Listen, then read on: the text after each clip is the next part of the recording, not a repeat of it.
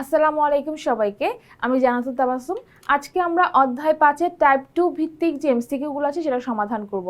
Type 2 তে উদ্ভিদের পুষ্টি উপাদানের অভাবজনিত লক্ষণ এই টপিকে যতগুলো এমসিকিউ অনেক বেশি ইম্পর্টেন্ট সেগুলো নিয়ে আলোচনা করা হয়েছে। চলো আমরা ক্লাসটা শুরু করে দিই। প্রথম প্রশ্ন দেখো কি বলেছে, কোন পুষ্টি উপাদানের অভাবে এন্ডোপ্লাজমিক রেটিকুলামের প্রোটিন ট্রাফিকিং প্রক্রিয়া বাধাগ্রস্ত বা বিপর্যস্ত হয়। এখন প্রোটিন ট্রাফিকিং সিস্টেম কি? প্রোটিন ট্রাফিকিং সিস্টেম হচ্ছে, আমরা জানি যে কোষের ভিতরে প্রোটিন তৈরি হচ্ছে। কিভাবে তৈরি হচ্ছে? এটা অনেক জটিল প্রক্রিয়া, ঠিক আছে? তো এই যে প্রোটিন যখন তৈরি হয়, যেমন রাইবোজোমে যেরকম প্রোটিন তৈরি হচ্ছে, তো প্রোটিন তৈরি হওয়ার পরে সেটা কিন্তু একটা নির্দিষ্ট স্থানে পাঠাতে হয়। তো নির্দিষ্ট স্থানে পাঠানোর জন্য সিগন্যাল প্রদান করতে হয়। তো এই সিগন্যাল আদান প্রদান না করলে কিন্তু প্রোটিন আর জায়গা মতো যেতে পারবে না। যদি প্রোটিন জায়গা মতো না যেতে পারে তাহলে কি হতে পারে? প্রোটিন তার স্বাভাবিক কাজ করতে পারবে না। প্রোটিন কেন দরকার? শরীর গঠনের জন্য দরকার বা দেহের ক্ষয়পূরণের জন্য দরকার। তাহলে ওই কাজটা কিন্তু বাধাগ্রস্ত হচ্ছে। তাহলে এই যে একটা পুষ্টি উপাদান আছে যেটার মাধ্যমে এন্ডোপ্লাজমিক রেটিকুলামে যে প্রোটিন তৈরি হচ্ছে, সেই প্রোটিনের মানে এই ট্রাফিকিং প্রক্রিয়াটা বিপর্যস্ত হচ্ছে, সেটা কোনটা? উত্তর হচ্ছে কি ক্যালসিয়াম। ক্যালসিয়ামের সাহায্যে সাধারণত এই ট্রাফিকিং প্রক্রিয়াটা ব্যালেন্স থাকে, ঠিক আছে? এবং তোমরা মনে করতে পারো যে এন্ডোপ্লাজমিক রেটিকুলাম এখানে কি করছে?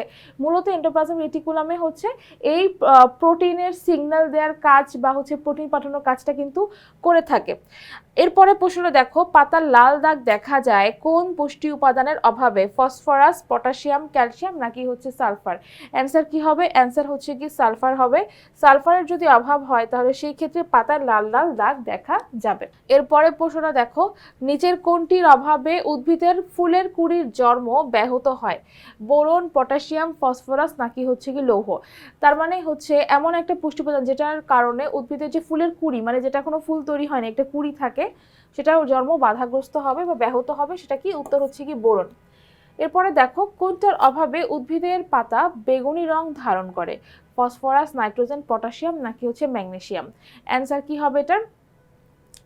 কোন একটা উপাদান অভাবে পাতার রংটা হচ্ছে বেগুনি হয়ে যাবে, ঠিক আছে? বেগুনি কালার হবে কার অভাবে? ফসফরাসের অভাবে। দেখা যায় কোনো একটা পুষ্টি উপাদানের অভাবে তোমার পাতা হলুদ হয়ে যেতে পারে, যেমন সালফারের অভাবে পাতা হলুদ হয়ে যেতে পারে, বা আয়রনের অভাবে পাতা হলুদ হয়ে যেতে পারে। ঠিক সেরকম হচ্ছে কি, যখন ফসফরাসের অভাবে তখন কিন্তু পাতার রংটা বেগুনি রং ধারণ করবে। তারপরে দেখো,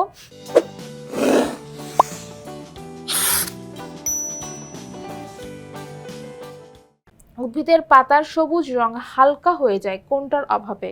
ক্যালসিয়াম, ফসফরাস, পটাশিয়াম নাকি হচ্ছে কি ম্যাগনেসিয়াম? অ্যান্সার কি? অ্যান্সার হচ্ছে ম্যাগনেসিয়াম। আচ্ছা, আমরা সকলে জানি ক্লোরোফিলের যে সংকেতটা আছে, ক্লোরোফিলের সংকেত হচ্ছে C55H72, তারপর হচ্ছে Mg মানে ম্যাগনেসিয়াম, নাইট্রোজেন আর অক্সিজেন হচ্ছে গিয়ে 5। তাহলে এই যে আমরা যেটা দেখতে পাচ্ছি এই সংকেতে, এখানে কিন্তু ম্যাগনেসিয়াম আছে। তার মানে যদি এখানে ম্যাগনেসিয়াম না থাকে বা ম্যাগনেসিয়ামের পরিমাণ কমে যায় তাহলে কি হয়? ক্লোরোফিলের কালারটা কি? সবুজ। তাহলে এই সবুজ কালারটা আস্তে আস্তে কি হয়ে যাবে? হালকা হয়ে যায়। তার মানে ম্যাগনেসিয়াম না থাকলে কিন্তু সবুজ রংটা হালকা হয়ে যাবে, হালকা হয়ে কিন্তু হলুদ হয়ে যেতে পারে, ঠিক আছে? আচ্ছা, এরপরে প্রশ্নটা খেয়াল করো, কোনটার অভাবে উদ্ভিদের পাতা, ফুল, ফল ঝরে যেতে পারে? লৌহ, সালফার, ফসফরাস নাকি হচ্ছে কি পটাশিয়াম? অ্যান্সার কি হবে? অ্যান্সার হচ্ছে কি 3 অর্থাৎ ফসফরাস। ফসফরাসের অভাবে উদ্ভিদের পাতা ঝরে যাবে, ফুল ঝরে যাবে, ফলও ঝরে যেতে পারে। এরপরে প্রশ্ন দেখো, ডাইব্যাক রোগ সৃষ্টি হয় কোনটার অভাবে? বোরন, সালফার, ফসফরাস নাকি হচ্ছে কি লৌহ? আচ্ছা, ডাইব্যাকটা কি? ডাইব্যাক হচ্ছে এমন একটা রোগ যেটা হচ্ছে একটা স্পেসিফিক পুষ্টি উপাদানের অভাবে কি হয়? উদ্ভিদের শীর্ষ থেকে শুরু করে পাতার আস্তে আস্তে মধ্যশিরা পর্যন্ত, মানে কিনার থেকে শুরু করে আস্তে আস্তে পাতার রং হলুদ হতে শুরু করে, ঠিক আছে? এইটা হচ্ছে তোমার ডাইব্যাক রোগ। কার অভাবে হয়? সালফারের অভাবে এই রোগটা সৃষ্টি হয়। এরপরে প্রশ্ন দেখো, নিচের কোনটার অভাবে উদ্দীপকে উল্লিখিত সমস্যাগুলো হচ্ছে? একটু আগে আমরা এই প্রশ্নটা পড়েছিলাম যে কার অভাবে পাতা, ফুল, ফল ঝরে যায়। উত্তর হচ্ছে কি ফসফরাস, ঠিক আছে? ফসফরাসের অভাবে পাতা, ফুল, ফল ঝরে যেতে পারে। এরপরে প্রশ্ন দেখো, মনোয়ারা বেগম এই সমস্যা এড়াতে পারবে? যেহেতু ফসফরাসের অভাব হচ্ছে তার মানে তাকে এই সমস্যা এড়াতে গেলে কি করতে হবে? ফসফরাসযুক্ত সার প্রয়োগ করতে হবে, যেটা ঠিক কথা। কারণ তার হচ্ছে তার মাটিতে, মানে তার গাছের যে মাটি সেখানে হচ্ছে কি ফসফরাসের অভাব হচ্ছে। চারার যথাযথ পরিচর্যার মাধ্যমে ইউরিয়া সার ব্যবহার করে।